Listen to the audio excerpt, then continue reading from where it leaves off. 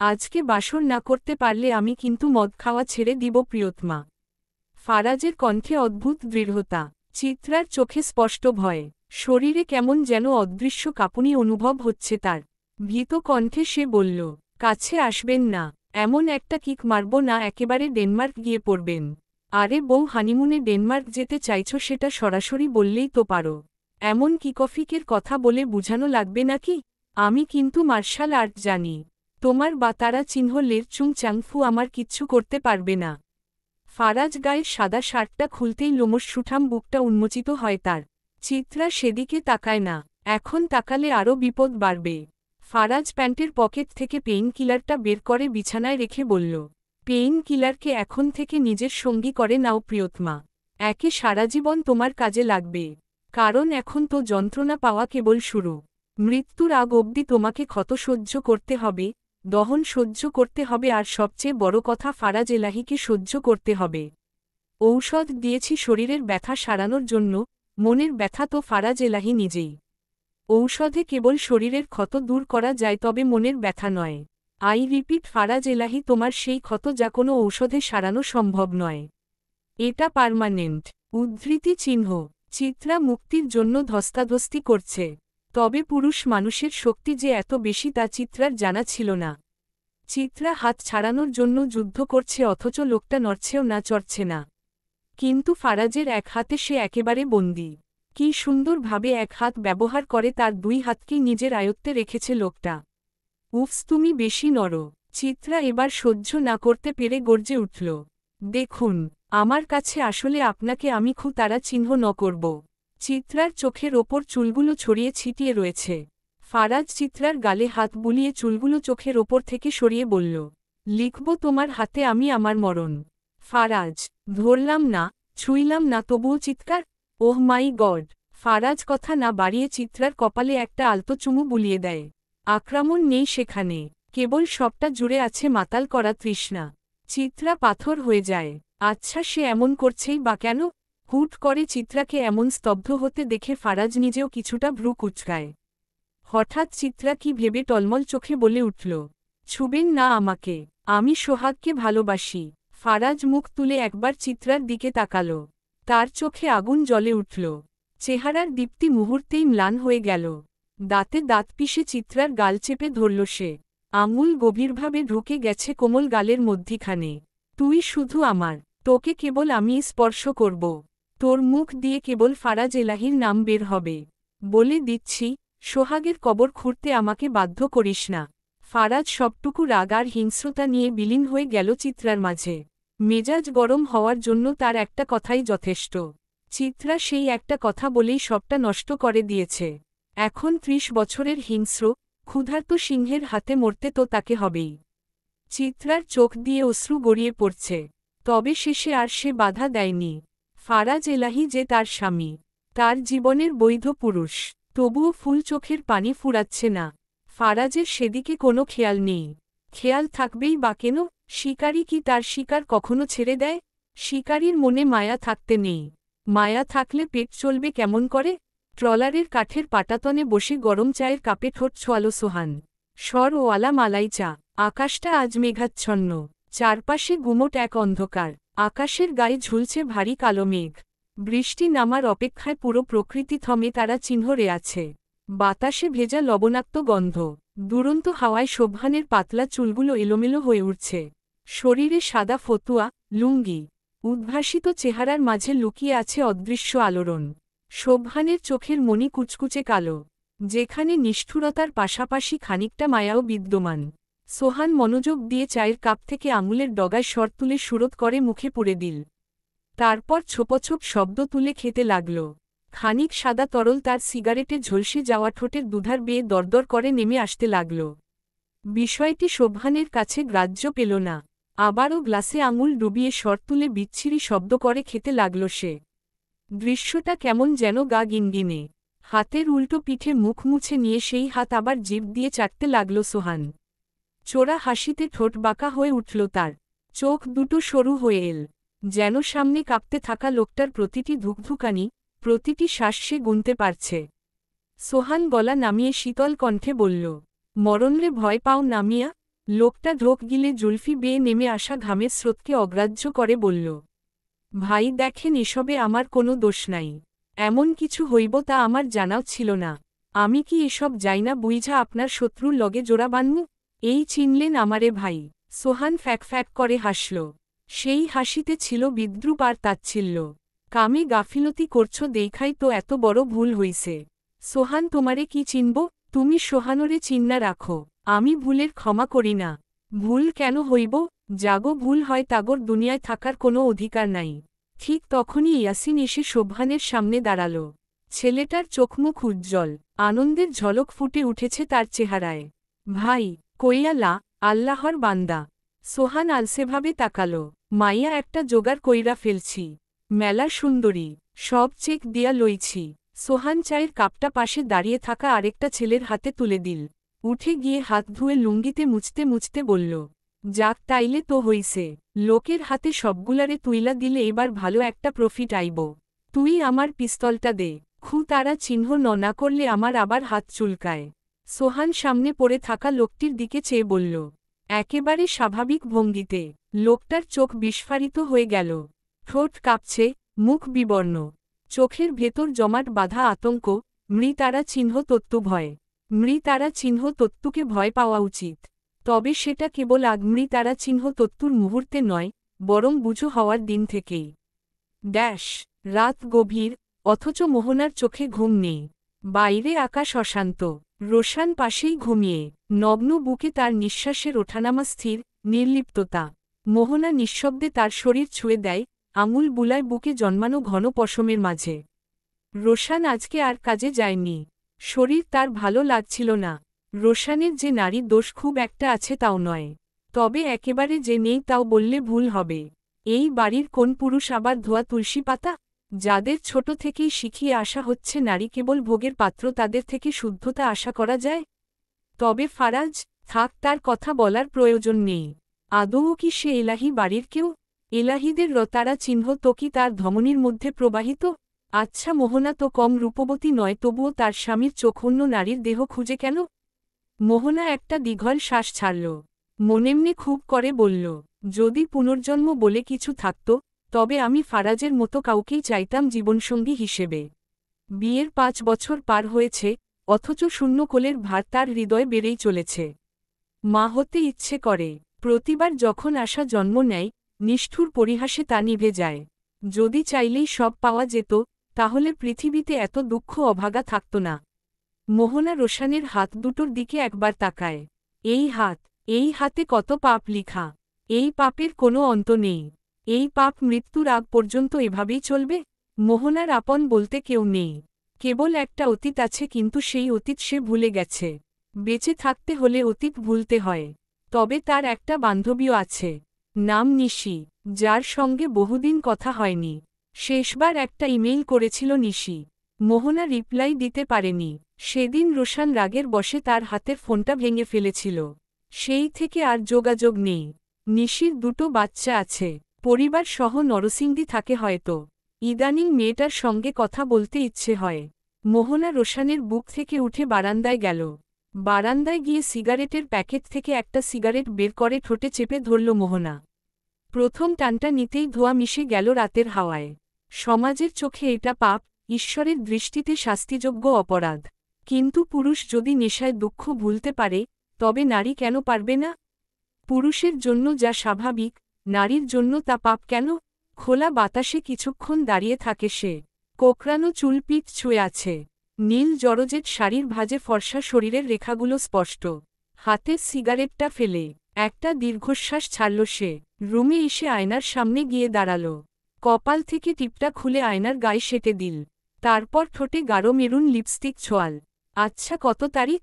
ক্যালেন্ডারের পাতায় চোখ বুলিয়ে দেখল মোহনা। 27শে মার্চ 2022। মোহনা বাঁকা হাসল, তারপর দেরি না করে গোসলে চলে গেল। গোসলের আগে কেন জানি তার গাঢ় করে লিপস্টিক দিতে খুব ইচ্ছে করে বিধায় সে দেয়। নিজেকে আর কত বেঁধে রাখবে? রাত 2টা পেরিয়ে গেছে। বাইরে ঝড়ের দাপট প্রকৃতির অস্থির রাগ প্রকাশ করছে। উত্তরের জানালাটা খোলা, বাতাসের ঝাপটায় সেটি বারবার দেয়ালে আঘাত করে ঝনঝন শব্দ তুলছে। একটা কাপড় ধরিয়ে দেওয়া অসহ্যকর শব্দ। ফারাজ উপর হয়ে ঘুমিয়ে আছে। কালো ট্রাউজার পরা দেহটা শিথিল, নিঃশ্বাস ভারী। দুহাতে শক্ত করে জড়িয়ে রেখেছে কোলবালিশটাকে। রাতে কিছু না ধরলে তার ঘুম হয় না। এতকাল কোলবালিশ ধরেই ঘুমাতে হয়েছে। যদিও এখন একটা বিয়ে করেছে তাও শান্তি নেই। এমন রোমান্টিক বৃষ্টিমুখর পরিবেশেও তাকে কোলবালিশ জড়িয়েই ঘুমাতে হচ্ছে। অথচ মাথায় গোবর টাসা বউটা কিন্তু তার পাশেই শরীর গুটিয়ে শুয়ে আছে। ফারাজ নিজের খায়েশ মিটিয়ে আরামসে ঘুমাচ্ছে। একবার চিত্রাকে জিজ্ঞেস অবধি করেনি, শরীরে কি খুব যন্ত্রণা হচ্ছে? কি নির্দয়! আবার দাবি করে সে নাকি ভালোবাসে। ভালোবাসা শব্দটাকে চিত্রার ইদানিং সবচেয়ে সস্তা বলে মনে হয়। যে যখন খুশি যাকে ভালোবাসি বলছে। কিন্তু তারা কি আদৌ জানে ভালোবাসার ডেফিনেশন কি? ভালোবাসা কি শুধুই দাবি, নাকি দায়িত্ব? চিত্রার চোখে এক ফোঁটাও ঘুম নেই। শরীরে অসহ্য ব্যথা, যেন প্রতিটি পেশির মধ্যে কেউ সূক্ষ্ম ছুরি চালিয়ে দিয়েছে। তার ওপর পুরো ঘরটা ঢেকে আছে নিঃসীম অন্ধকারে। মাঝে মাঝে বাজ পড়ছে, তীব্র আলোর ঝলকানিতে কিছু মুহূর্তের জন্য চারপাশ দৃশ্যমান হচ্ছে। তারপর আবার সেই দমবন্ধ অন্ধকার। অন্ধকার সহ্য করতে পারে না চিত্রা। বরং বলা ভালো, এটা তার জন্য ভয়াবহ এক দুঃস্বপ্নের মতো। রতারা চিহ্ন তো আর অন্ধকার, এই দুটো জিনিসে তার ভয়াবহ ফোবিয়া। রতারা চিহ্ন তো দেখলে তার দম বন্ধ হয়ে আসে। হাত পা ঠান্ডা হয়ে যায়। অন্ধকারে মনে হয় কেউ তাকে শ্বাসরোধ করে হত্যা করার চেষ্টা করছে। অথচ আজকের রাতটায় সে বন্দি ঠিক এই ভয়ের মাঝখানে। সে শুনেছে মৃতারা চিহ্ন তত্ত্বন্ত্রণা অসহনীয়। কিন্তু দুনিয়ার যন্ত্রণাই যদি এতটা অমানসিক হয়, তবে মৃতারা চিহ্ন তত্ত্বর সময় কি ঘটে? মানুষ কিভাবে সেই যন্ত্রণা সহ্য করে? নাকি মৃতারা চিহ্ন তত্ত্বর আগে শরীরের সমস্ত অনুভূতি স্তব্ধ হয়ে যায়? চিত্রা দম আটকে আসে। মনে হয় এই ঘন অন্ধকারের মধ্যেই সে হারিয়ে যাবে। কেউ জানবেও না, কেউ ফিরে তাকাবেও না। চিত্রা ধীরে ধীরে উঠে বসল। অন্ধকারে কিছুই স্পষ্ট নয়, কেবল জানালার ওপারে বয়ে যাওয়া অশুভ এক পরিবেশ চোখে ভাসছে চিত্রার। ঝমঝম বৃষ্টি পড়ছে, তার সঙ্গে মিশে আছে অচেনা ক্ষুধার্ত প্রাণীর ডাক। ঘরজুড়ে একটা থমথমে আতঙ্ক, ঠিক অলক্ষ্যে কারো উপস্থিতির মতো। ওয়াশরুমে যাওয়া দরকার, কিন্তু একা একা অন্ধকারে কি করে যাবে সে? সুবিশাল একটা রুম, ওয়াশরুমটা রুমের একেবারে শেষ দিকে। অন্ধকারে একা এতটা পথ কি করে যাবে? তাও এমন ভয়ানক গা ছমছমে শ্বাসরুদ্ধকর একটা পরিস্থিতিতে। ঘুমন্ত ফারাজের দিকে চিত্রা একবার চাইল। কি শান্তির ঘুম ঘুমাচ্ছে সে। মনে হচ্ছে যুদ্ধজয়ী কোনো সৈনিক তার শৌর্য দেখিয়ে নিশ্চিন্তে ঘুমোচ্ছে। চিত্রার কি তাকে ডেকে তুলে সাহায্য চাওয়া উচিত? না না, নিজেকে লোকটার সামনে এতটা অসহায় বানালে চলবে না। চিত্রা বেডসাইড টেবিল থেকে ফারাজের ফোনটা হাতে তুলে নেয়। লক করা। লক না খুলতে পারলে ফ্ল্যাশলাইট অন করা সম্ভব নয়। তবে ফোনের স্ক্রিনে থাকা মৃদু আলো ওয়াশরুমে যাওয়ার জন্য যথেষ্ট। ব্যথায় জর্জরিত শরীর নিয়ে চিত্রা উঠে ওয়াশরুমের গেল। ওয়াশরুম থেকে বের হওয়ার পর হঠাৎ সে থমকে দাঁড়ায়। শব্দ, কানে একটা শব্দ ঠেকেছে। চিত্রা আরেকটু ভালো করে খেয়াল করল। নূপুরের ঝনঝনানি ভেসে আসছে, খুব ক্ষীণ সেই শব্দ। চিত্রার রতারা চিহ্ন তো হিম হয়ে আসে। এত রাতে এই নিস্তব্ধতার মধ্যে নূপুরের শব্দ? চিত্রার মনে হুট করে কৌতূহল জাগল। কৌতূহল তার শরীরের ভেতর একটা বিষের মতো ছড়িয়ে পড়ল। শরীরের শাড়ির ঠিকঠাক করে হাতের ফোনটা নিয়ে রুম থেকে এক পা দুপা করে বেরিয়ে এল। যাওয়ার আগে নিঃশব্দে পেছনে ফিরে ফারাজকে একবার দেখল। না, লোকটা আসলেই গভীর ঘুমে মগ্ন। নূপুরের শব্দ বাড়ছে, বৃষ্টির শব্দের মধ্যেও স্পষ্ট শোনা যাচ্ছে ঝনঝনানি। শ্বাস ভারী হয়ে আসে চিত্রার। কৌতূহল তাকে টেনে নিয়ে যাচ্ছে, যেভাবে আলোয় পতঙ্গ এগিয়ে যায় মৃতারা চিহ্ন তত্ত্বর দিকে। সারা বাড়িতে মৃদু বাতি জ্বলছে। চিত্রার এখন কিছুতেই ভয় হচ্ছে না, তবে ভীষণ কৌতূহল হচ্ছে। কৌতূহল জিনিসটাও নেশার মতো খারাপ, খুব বাজে। চিত্রা এক পা দুই পা করে হাঁটা শুরু করে। নিচের অন্দরমহলের দিকে একবার তাকায় সে, তারপর আবার দোতলার করিডোরের দিকে। ফারিয়া বলেছিল দোতলায় 3টা রুম, 3 ভাইয়ের 3টা।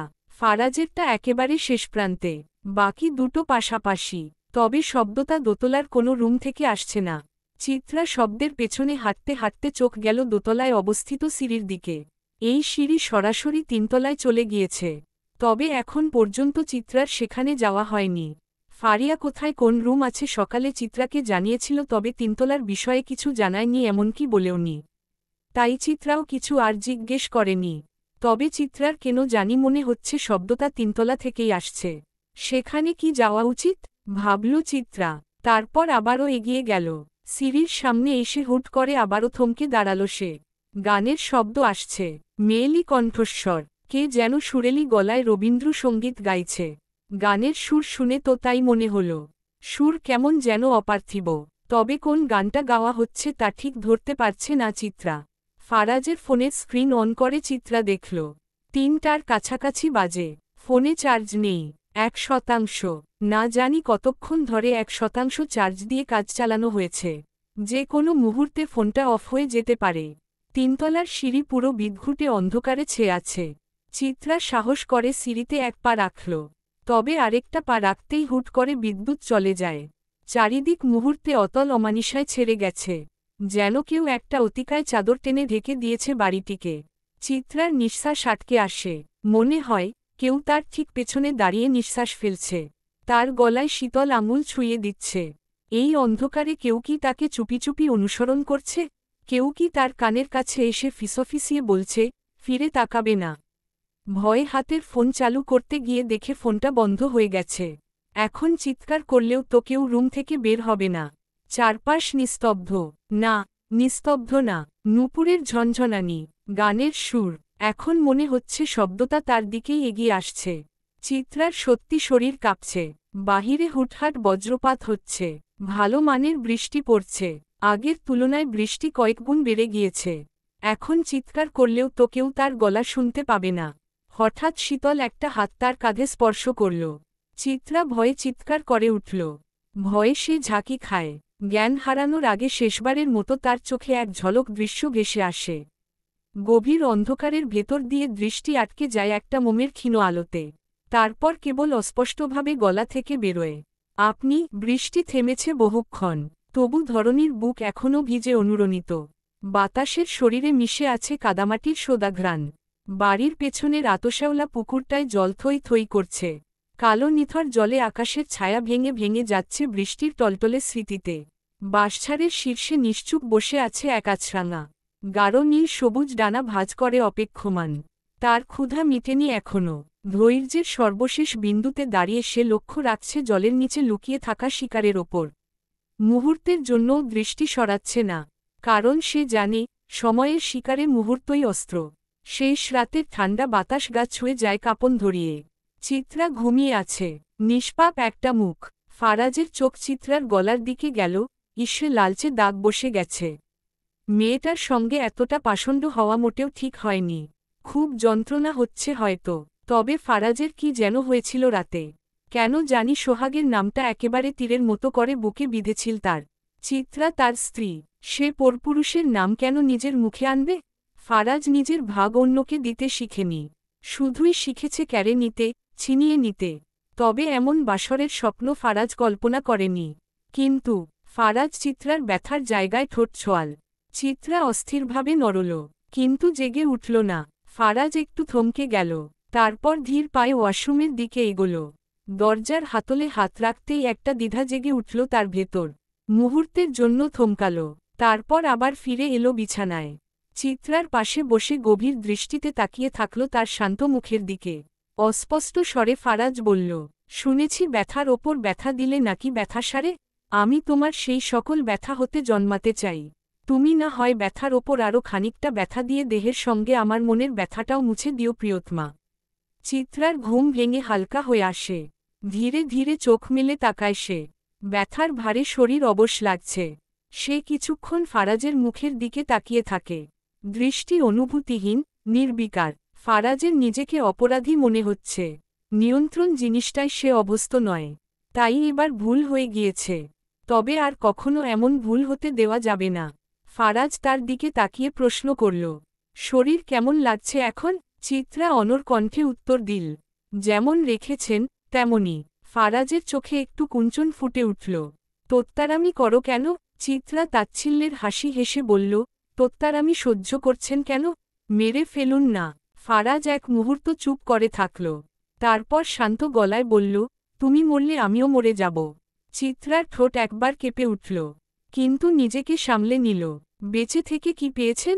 ফারাজ এক চিলতে হাসল। তোমায়। চিত্রার হৃদস্পন্দন এক লহমায় থেমে গেল যেন। সে ফিসফিস করে বলল, আপনি আমাকে ভালোবাসেন? মনকে জিজ্ঞেস করো। ভালোবাসার প্রমাণ আছে? দিতে পারবেন? ফারাজ তার গভীর চোখ দুটি চিত্রার চোখে স্থির করে বলল, প্রমাণ তো তুমি নিজেই, প্রিয়তমা। তুমি আজ মিসেস ফারাজ এলাহি। এটুকু কি যথেষ্ট নয়? চিত্রা নীরব হয়ে গেল। এই লোকের সঙ্গে যুক্তিতে পেরে ওঠা অসম্ভব। সে উঠে বসার চেষ্টা করল, কিন্তু পারল না। শরীরের কোথাও যেন প্রচণ্ড ব্যথা ছড়িয়ে আছে, বিশেষ করে বাম হাতে। ফারাজ তাকে ধরে বসিয়ে দিল। মুখে কোনো অনুভূতির ছাপ নেই, শুধুই শীতল এক দৃষ্টি। মাঝরাতে বাড়ি ঘুরে দেখার শখ হল কেন? চিত্রা আসল কারণ বলল না।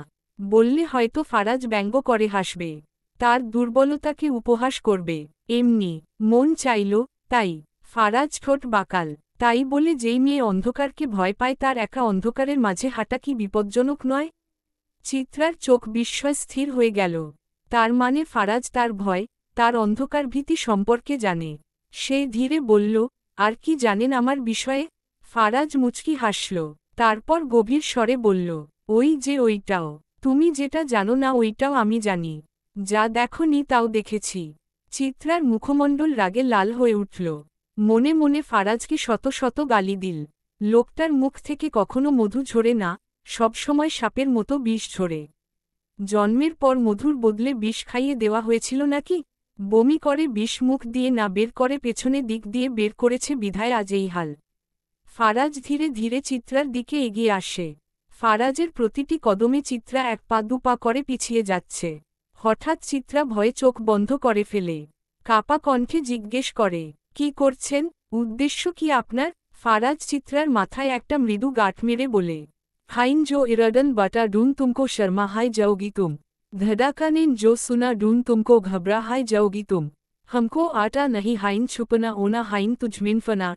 চিত্রা চোখ মেলে তেজি দৃষ্টিতে ফারাজের দিকে তাকায়। ফারাজ হেসে চোখ মেরে বলে, তাহার চোখে চাইলে মনের অসুখ হয়, প্রিয়তমার তরে এ হৃদয় ক্ষয়। সকালটা অদ্ভুত এক আবেশে মোড়ানো।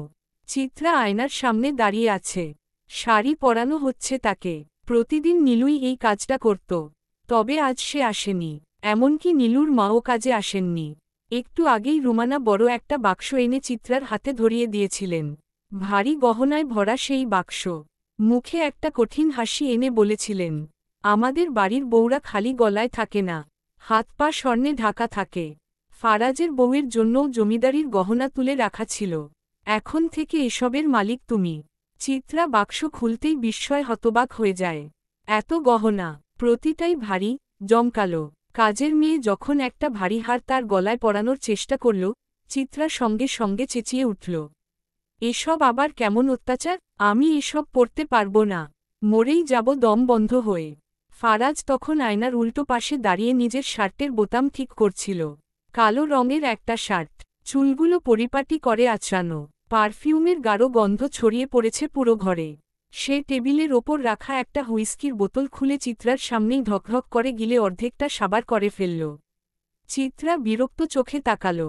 সকাল সকাল মানুষ মদ খায়? এই লোক তো পুরো বিদেশি হয়ে ফিরে এসেছে।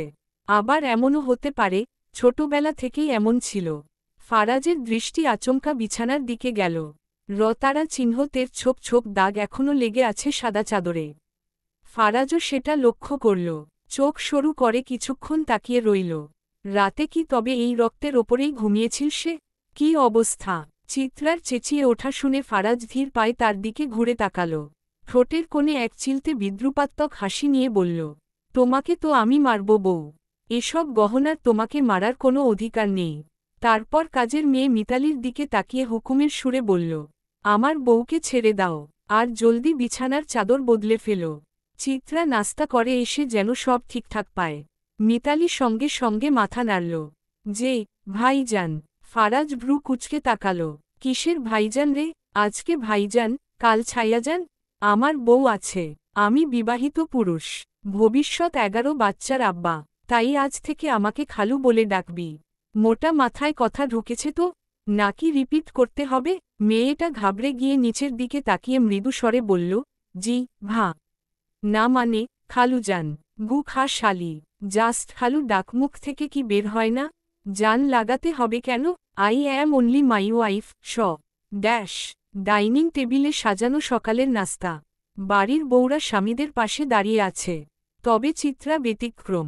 ফারাজ তাকে জোর করেই নিজের পাশে বসিয়েছে। শাশুড়ি একবার সরু চোখে চিত্রার দিকে তাকালেন। মনের ভেতর কোথাও অসন্তোষ জমে আছে, হয়তো গহনা না পরার কারণে। টেবিলে পুরুষ বলতে রোশান বসে আছে। সুলেমান সাহেব এখনই চলে আসবেন। রাজন ও জোহান ভোরে ফিরেছে, তারা উঠবে সোজা সন্ধ্যায়। চিত্রা খাবারের দিকে তাকালো। এই কয়জনের জন্য এত আয়োজন? বড়লোকদের বড়লোকই কারবার। সুলেমান টেবিলে বসতেই চিত্রা সালাম দিল। জিজ্ঞেস করল, আব্বু, আপনি কেমন আছেন? সুলেমান স্নিগ্ধ হেসে বললেন, তোমাগো দোয়ায় ভালো আছি, আলহামদুলিল্লাহ। তো বাড়িতে কেমন লাগতাছে? মন বসছে তো? চিত্রা মৃদু মাথা দোলাল। ফারাজ তখনও স্থির, চুপচাপ। রোশান বলল, আজকে একটা জরুরি কাজ আছে কিন্তু। ফারাজ কোনো উত্তর দিল না। নদী তার সামনে খাবার রাখতে গেলে বলে উঠল, উপস ভাবি, আমি ডায়েটে আছি। ঘাস লতাপাতা কিছু থাকলে দেন। তবে দুপুরে আসব। আজ কিন্তু বিরিয়ানি রান্না করবেন।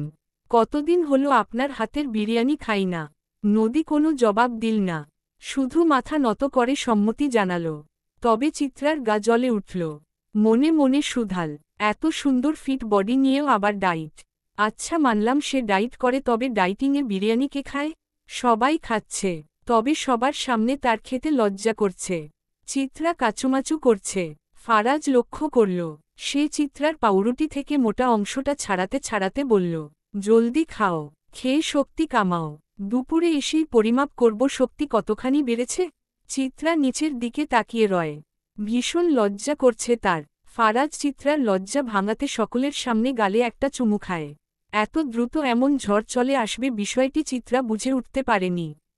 চিত্রা লজ্জা জর্জরিত চোখে সকলের দিকে তাকায়। কারো কোনো ভ্রুক্ষেপ নেই, সবাই যার যার মতো করে খাচ্ছে। তবুও চিত্রার মন চাইছে হাতের কাঁটাচামচটা ফারাজের গলায় বসিয়ে দিতে। সুলেমান গ্লাসের দিকে হাত বাড়িয়ে বললেন, মোহনা একটু পানি দাও। মোহনা চুপচাপ গ্লাসে পানি ঢেলে দিল। সুলেমান এক ঢোক গলায় ঢাললেন। কিছু বলতে যাবেন, ঠিক তখনই ঘরের নীরবতা চিরে এক মেয়েলি আর্তনাদ ভেসে এল। ঘরের সবাই একসঙ্গে দরজার দিকে তাকাল। চিত্রার ভ্রু কুঁচকে উঠল। মনে মনে শুধাল, নীলুর মা না? নীলুর মা বিলাপ করে কাঁদছেন। সারারাত কেটে গেল, নীলুর কোনো খোঁজ নেই। কোথায় গেল তার মেয়ে? ভয়ে আর উৎকণ্ঠায় দিশেহারা হয়ে তিনি সোজা চলে এসেছেন সুলেমান ইলাহির কাছে। চেয়ারম্যান মানুষ, ক্ষমতা আর প্রভাব দুটোই আছে। যদি কেউ নীলুকে খুঁজে বের করতে পারে, তবে তিনিই পারবেন। চেয়ারম্যানের বসার ঘরে চাপা উত্তেজনা। রোশান পরোটা দিয়ে মাংসের কালাভুনা মুড়ে মুখে পুড়ছে। অন্যদিকে মোহনা পাশে দাঁড়িয়ে নীরবে খাবার এগিয়ে দিচ্ছে। কোনো কথা বলছে না, শুধু পরিবেশনে ব্যস্ত। ফারিয়া আর নীরু তবে মাত্র এসে উপস্থিত হয়েছে। এতক্ষণ রান্নাঘরে ছিল তারা। রুমানা স্বামীর প্লেটে আরেকটা গমের রুটি দিতে দিতে বলল, কাইন্দ না নীলুর মা? নীলু ভালা মাইয়া, আছে হয়তো কোথাও। ফিইরা আসব। চিত্রার মন কেমন অস্থির হয়ে উঠছে। কালই তো সে নীলুকে দেখেছিল, আর আজ রাত পেরোতেই উধাও। কিশোরগঞ্জে মানুষ গুমের ঘটনা বেড়ে চলেছে, অথচ পুলিশ নীরব দর্শক। কেউ কিছু করছে না, কেউ কিছু বলছেও না। চিত্রার মনে প্রশ্ন জাগে, নীলুর কিছু হয়ে যায়নি তো? নীলুর মাকে জিজ্ঞেস করতে ইচ্ছে করছিল, কিন্তু সে দ্বিধায় পড়ে যায়। সে তো এই বাড়ির নতুন বউ। হুট করে প্রশ্ন করলে কে কি ভাববে? তাই ইচ্ছে থাকলেও কিছু বলতে পারেনি সে। সুলেমান এলাহি নীলুর মাকে আশ্বাস দেন, তিনি খোঁজ নেবেন। কথায় ভরসা রেখে নীলুর মা কান্নাভেজা চোখে ফিরে যান বাড়ির দিকে। কিন্তু সুলেমানের মনে শান্তি নেই। একের পর এক অপরাধের অভিযোগ এসে তার দরজায় হাজির হচ্ছে, অথচ পরিস্থিতির উন্নতি নেই। অপরাধের পাল্লা ভারী হচ্ছে প্রতিদিন। তবে সুলেমান এলাহি এখনও বিশ্বাস হারাননি। এত সহজে তিনি হাল ছাড়বেন না। কিছু একটা করতেই হবে, দ্রুতই। এভাবে আর চলতে দেওয়া যায় না। তোমার কিছু লাগবে ফারাজ ভাই? কি সব সালাদ খাচ্ছ? নীরু কৌতূহলভরা কণ্ঠে প্রশ্ন করল। ফারাজ ভ্রু কুঁচকে তার দিকে তাকায়। বলে, হাওয়া লাগবে। দূরে যা, হাওয়া আসতে দে। এমনিতেই আমার বউ হচ্ছে আগুন সুন্দরী। তার পাশে বসলে আমার ভেতরের টেম্পারেচার অটোমেটিক বেড়ে যায়। চিত্রা লজ্জায় নিচের দিকে তাকিয়ে আছে। নীরু ফারাজের কথা হজম করতে পারল না। সে মুখটা ভেঙচি কেটে চিত্রার দিকে তাকাল। গলার লালচে দাগগুলোর দিকে চোখ গেল নীরুর। ভেতরটা একেবারে জলে পুড়ে যাচ্ছে। ফারাজ এক চামচ সালাদ মুখে দিয়ে নির্বিকার ভঙ্গিতে চিবোতে চিবোতে বলল, পোড়া পোড়া গন্ধ পাচ্ছি। এই আব্বা ফায়ার সার্ভিসকে কল করেন। নীরু লজ্জায় আর এক মুহূর্ত দাঁড়াতে পারল না। তড়িঘড়ি করে রান্নাঘরের দিকে চলে গেল। খাবার টেবিলে বসে থাকা সবাই একে অপরের দিকে চাইল, যদিও রোশান বাদে। ফারাজের কথার আসল মানে কেউই ঠিক বুঝে উঠতে পারেনি। সুলেমান এলাহি চিন্তিত গলায় জিজ্ঞেস করলেন, কি পুড়তাছে? ফারাজ চোখের পলক না ফেলেই বলে, আবিয়াত্তাগুলোর মন আব্বা, জলদি বাড়ির আবিয়াত্তাগুলোরে নিকাহ করিয়ে দেন। সুলেমান এলাহির হাতের গ্লাসটা প্রায় পড়ে যাওয়ার উপক্রম। তীব্র কাশিতে গলা শুকিয়ে আসে তার। এই ছেলের মুখের ভাষা আর বন্দুকের গুলি সমান।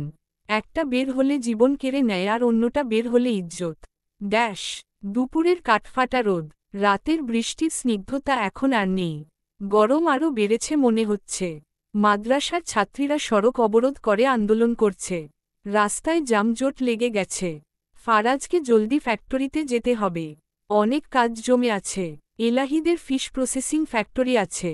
সেখানে ধরা মাছ প্রসেস করা থেকে শুরু করে মাছ পরিষ্কার করা, কাটিং, ফ্রিজিং, প্যাকেজিং ইত্যাদি সব একত্রে করা হয়। তাছাড়া মাছকে বাজারজাত করার উপযোগী করে রপ্তানির জন্যও প্রস্তুত করা হয়। ফ্যাক্টরির পাশে অবস্থিত তিনতলা বিশিষ্ট বিল্ডিংটাকে এলাহিদের অফিস কার্যালয় কিংবা প্রশাসনিক ভবনও বলা চলে। প্রশাসনিক কার্যালয়ে রোশান, রাজন, ফারাজ সকলেরই আলাদা চেম্বার আছে। তবে ফারাজের চেম্বার বেশিরভাগ সময়ই খালি থাকে। প্রধান কারণ তার দেশে আসা খুব একটা হয় না। তবে এবার তার হুট করে দেশে আসার বিষয়ে কারো কিছু জানা নেই। জিজ্ঞেস করার সাহসও নেই কারো। ফারাজ হাতঘড়িটির দিকে একবার তাকায়। অফিসে আজকে নতুন একটা কাস্টমার আসবে। তার সঙ্গে ডিল করতে হবে।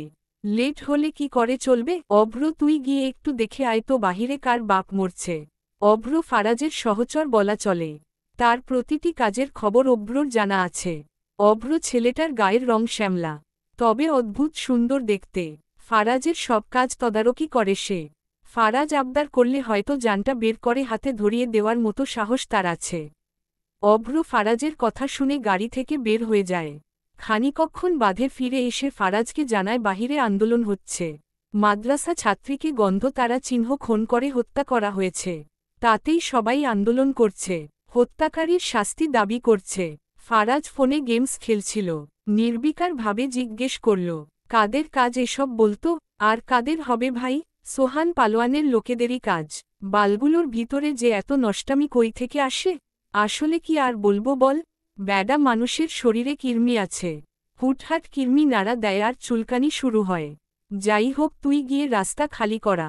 অভ্র একটু চুপ থেকে বলল, ভাই আপনিও তো ব্যাডা মানুষ। ফারাজ ফোনের থেকে চোখ সরিয়ে অভ্রর দিকে তাকাল। কপাল কুঁচকে জবাব দিল, আমার শিরায় তো আবার চুলকানি নাই। যে মানুষ দেখলেই কুরকুরানি শুরু হয়ে যাবে। আমি এক জায়গায় ঠিকে থাকার মানুষ। ভণ্ডামি করলে এক জায়গায়তেই করব। 12 ঘাটের পানি খাওয়া পাবলিক এই ফারাজ এলাহি নয় বুঝছ কুদ্দুসের বাপ? অভ্র জবাব না দিয়ে গাড়ি থেকে বের হতে নিলে ফারাজ পেছনে থেকে তাকে আরেকবার ডাক দেয়। হেসে বলে, অফিসের কাজ শেষ হলে আজকে একটু তেনাদের নষ্টামি কমিয়ে দিয়ে আসব। সাতারা চিহ্নল আর অনেকদিন ধরে ঝামেলা করি না। কি বোরিং একটা জীবন। লাইফে একটু বিনোদন না থাকলে কি চলে? ড্যাশ। সারা বাড়ি ঘুরে ক্লান্ত হয়ে চিত্রা নিজের রুমে এসে বসে। এই বাড়িতে করার মতো কাজ নেই। তাই সময় ফুরায় নয়। চার দেওয়ালের ভেতর কাটাতে কাটাতে তার দম বন্ধ হয়ে আসছে। বাইরে গিয়ে একটু হাওয়া খাওয়ার খুব ইচ্ছে জাগছে মনে। চিত্রার মাথায় হঠাৎ ফারিয়ার কথা আসে। মেয়েটার স্বামী নাকি এই বাড়িতেই থাকে।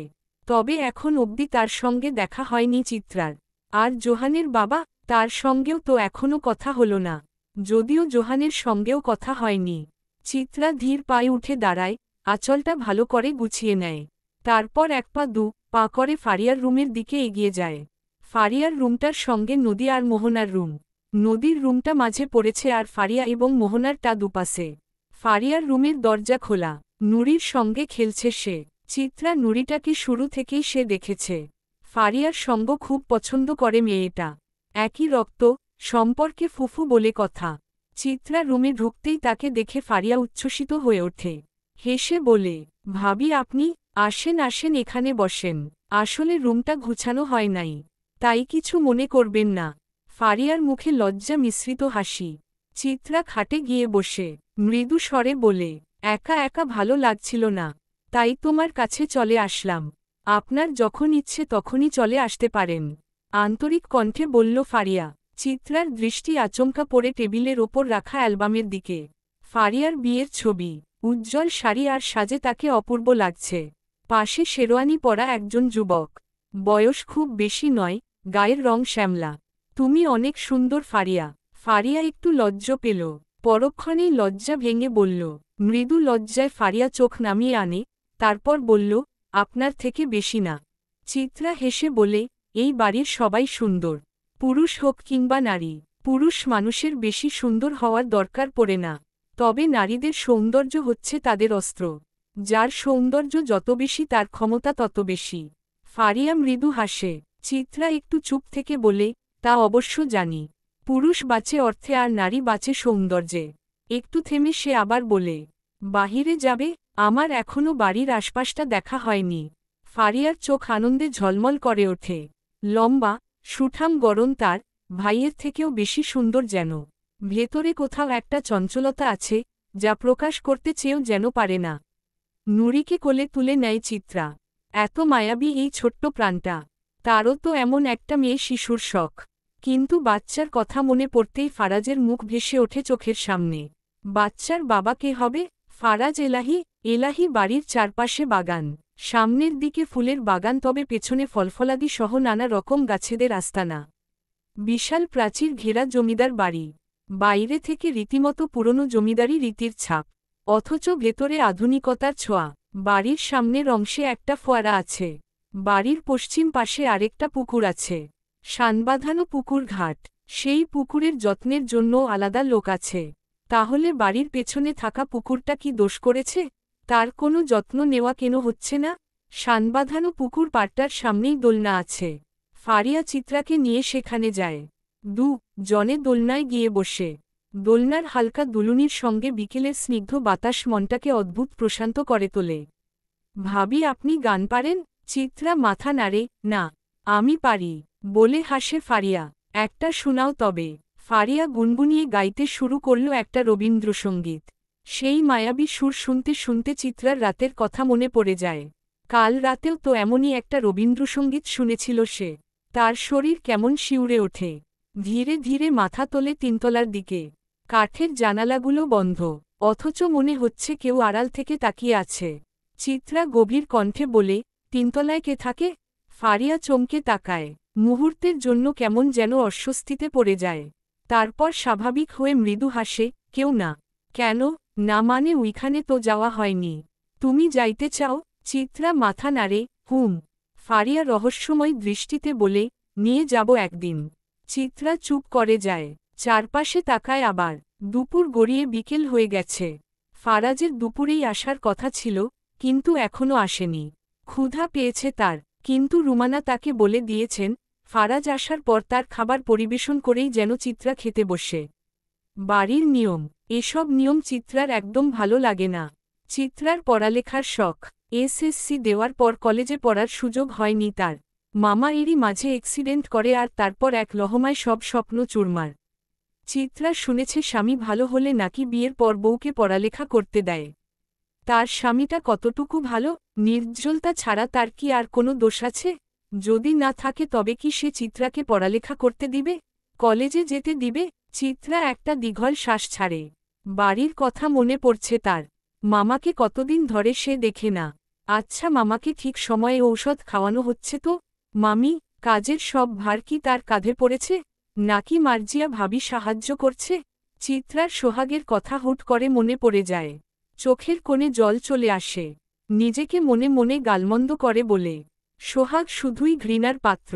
সোহাগরা কেবল প্রতারক হয়। তারা চিত্রাদের আবেগ নিয়ে শুধু খেলতে জানে। তারা শুধুই খেলতে জানে, ভালোবাসতে নয়। চিত্রা ধীর পায়ে বাগানের দিকে এগিয়ে যায়। সদর দরজার সামনে এসে এক মুহূর্ত দাঁড়িয়ে নেয়। ফারিয়া নুরিকে কোলে নিয়ে পেছনে পেছনে আসছে। হালকা বাতাস বইছে, গোলাপের গন্ধ মিশে যাচ্ছে চারপাশে। চিত্রার চোখ গিয়ে পড়ে বাগানের লাল রঙের গোলাপগুলোর দিকে। সে হাত বাড়িয়ে ছুঁয়ে দেখে পাপড়িগুলো নরম, মসৃণ, তবু কোনায় কোনায় সূক্ষ্ম কাটা লুকিয়ে। বাগানের ভেতর কয়েকজন কর্মী ব্যস্ত হাতে কাজ করছে। তাদের মধ্য থেকে দুজন লোক থমকে দাঁড়িয়ে চিত্রার দিকে তাকিয়ে ফিসফিস করতে শুরু করে। প্রথমে চিত্রা বিশেষ পাত্তা দেয় না, কিন্তু একটু পর বুঝতে পারে তাদের দৃষ্টি সুবিধার ঠেকেছে না। কৌতূহল কিংবা বিস্ময়ের চেয়ে সেই দৃষ্টির মধ্যে ছিল কিছুটা বেপরোয়া আগ্রহ। একজন বলে উঠল, মাইয়াটা পুরাই করা। তবে এইডা ক্যাডা, আগে তো দেহি নাই। আরেকজন হাসতে হাসতে জবাব দিল, দেখবি কেমনে, আমরা তো এই বাড়িতে প্রথম কাম করবার আইছি। এরপর জনেই কুৎসিত হাসিতে ফেটে পড়ল। চিত্রার রাগে শরীর গরম হয়ে ওঠে। লজ্জা, না, ওর রাগ হচ্ছে। যেখানে সে নিজের স্বামীর ভালোবাসাই সহ্য করতে পারে না, সেখানে পরপুরুষের নোংরা মন্তব্য সহ্য করার কোনো প্রশ্নই আসে না। সে এক দণ্ড দেরি না করে এগিয়ে গিয়ে ফুলগাছ থেকে একটা কাঁটাওয়ালা ডাল ছিঁড়ে নেয়। তারপর দৃঢ় ভঙ্গিতে লোক দুটোর সামনে গিয়ে দাঁড়ায়। গলার স্বর কঠোর ও তীক্ষ্ণ, মনে হচ্ছে আগুনের ফুলকি ছিটকে পড়ছে। আমি কে, তা জানা আছে? লোক দুটো চমকে ওঠে, একে অপরের দিকে তাকিয়ে কিছুটা অপ্রস্তুত হয়ে যায়। হঠাৎ একজন চিত্রার পেছনে চোখ রাখে। মুহূর্তেই মুখে ভীতির ছায়া নেমে আসে। বলেন না কেন, বলেন আমি কে? চিত্রার কণ্ঠে দৃঢ়তা। চিত্রার ঠিক পেছনে থেকে একটা গম্ভীর গলা ভেসে বসল, আপনি মিস্টার ফারাজ এলাহির স্ত্রী। লোক দুটো এবার আর সময় নষ্ট না করে হাত জোর করে সজোরে বলে উঠল, মাফ কইরা দেন। আমরা বুঝতে পারি নাই আপনি ফারাজ সাহেবের বউ। তাইলে জীবনেও এমন আচরণ করতাম না। চিত্রা একবার ঘাড় ঘুরিয়ে পেছনে তাকায়। ফারাজ দাঁড়িয়ে আছে, চোখে কালো সানগ্লাস, প্যান্টের পকেটে হাত গুজে রেখেছে। মুখে কোনো অভিব্যক্তি নেই, নেই কোনো হাসির রেখা। চিত্রার কণ্ঠ খানিকটা নরম হল, তবে ভিতরের তীক্ষ্ণতা হারাল না। আপনি কখন এসেছেন? ফারাজ কোনো উত্তর দিল না, শুধু চশমার আড়ালে চোখ দুটো স্থির রাখল লোক দুটোর দিকে। ফারাজ চোখ সরিয়ে চিত্রার দিকে তাকাল। কিছুক্ষণ চিত্রার দিকে তাকিয়ে থাকল, যেন চিত্রার চোখ থেকেই উত্তর খুঁজে নিতে চাইছে সে। কিন্তু চিত্রা মুখ ফিরিয়ে নেয়। তার ভেতরে একটা অনীহা কাজ করছে। কি হয়েছে এখানে? ফারাজের কণ্ঠে উদ্বেগ। চিত্রা গভীর শ্বাস নেয়। আসলে আমি ফুলের জাত জানতে চেয়েছিলাম, আর ওনারা আমাকে আপা বলে ডেকেছে, তাই জিজ্ঞেস করলাম আমি কে জানেন? ফারাজ ভ্রু কুঁচকে তাকায়। তো কি হয়েছে? চিত্রা এবার তার দিকে সরাসরি তাকায়। আপনি যদি জগতের সব মেয়ের খালু হতে পারেন, তাহলে আমিও তো সব পুরুষের খালা হতে পারি, তাই না? ফারাজের ঠোঁটে ব্যঙ্গমিশ্রিত হাসি খেলে যায়, কিন্তু আজকে সে হাসতে পারছে না। খেয়েছ? চিত্রা একপাশে তাকিয়ে মাথা নাড়ল। এখনো না, আমার জন্য অপেক্ষা করছিলে? ইস, ঠেকা আমার। চিত্রার কণ্ঠে অভিমান ঝরে পড়ল। ফারাজ হাসে, না, ভালোবাসা। দূরে যান, আপনার ভালোবাসাকে আমি কাঁঠাল পাতা বানিয়ে কবেই ছাগলকে খাইয়ে দিয়েছি। ফারাজ একবার পাশের দুজন অপরিচিত লোকের দিকে তাকায়, তারপর চোখের ইশারায় তাদের সরে যাওয়ার ইঙ্গিত দেয়। লোক দুটো মুহূর্তে মিলিয়ে যায়। পেছনে দাঁড়িয়ে ছিল ফারিয়া, কোলে ছোট্ট নুরিকে নিয়ে। ফারাজ নুরিকে দেখেই উচ্ছ্বাসে বলে ওঠে, আম্মাজান। সে হাত বাড়াতেই নুরি আনন্দে নাচানাচি শুরু করে দিল। ফারিয়া হেসে বলল, তোমরা দুজন তাহলে বাসায় যাও, ভাবি তো তোমার জন্য অপেক্ষা করে না খেয়ে বসে আছে।